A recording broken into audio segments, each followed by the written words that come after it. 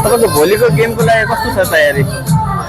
जस फाइनलको यात्रा तय भयो हाम्रो। जस अब एकदम टिम मिलेर खेलियो भने जस उपाधि जित्न सकिन्छ होला सायद। हामीले पाकिस्तानी प्लेयरहरूलाई साथ सपोर्ट गर्न सक्यो भने सायद जित्न सकिन्छ कि।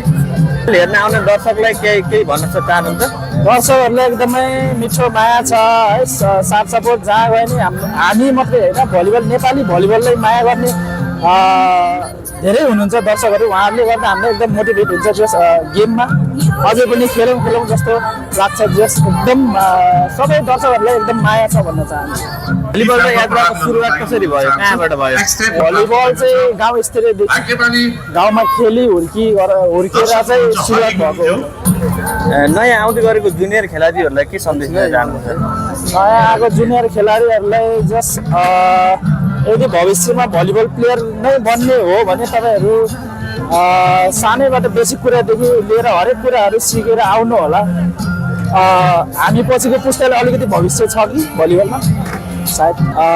खेलकुदमा स्पोर्ट लाइनमा चाहिँ जस साथ सपोर्ट गर्नुभयो भने जस अझै भलिबलदेखि लिएर हरेक खेलमा चाहिँ जस अलिकति सहज हुन्छ आर्थिक रूपमा चाहिँ।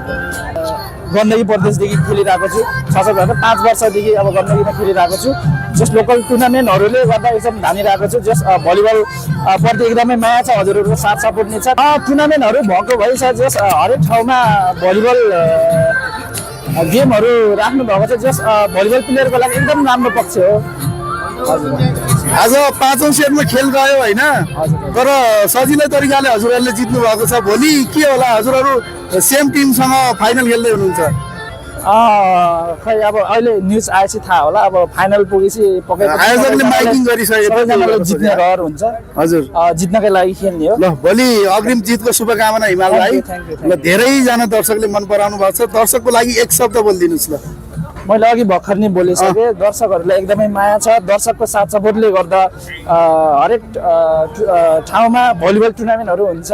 हामी भलिबल खेलाडीहरूलाई एकदम सहज हुन्छ। थ्याङ्क यू सो मच भन्न चाहन्छु सम्पूर्ण भलिबल खेलप्रेमी दर्शक महानुभावहरूको लागि। Thank you so much. Okay, समय र जानकारीको लागि धेरै धेरै धन्यवाद। हस्, धन्यवाद।